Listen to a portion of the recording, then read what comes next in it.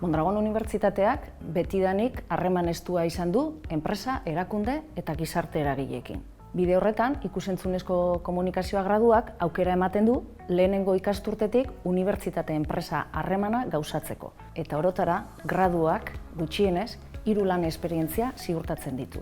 Esperientzia hauei esker, ikasleek erronka errealak gauzatzeaz gain, testuinguru errealak ezagutzen dituzte.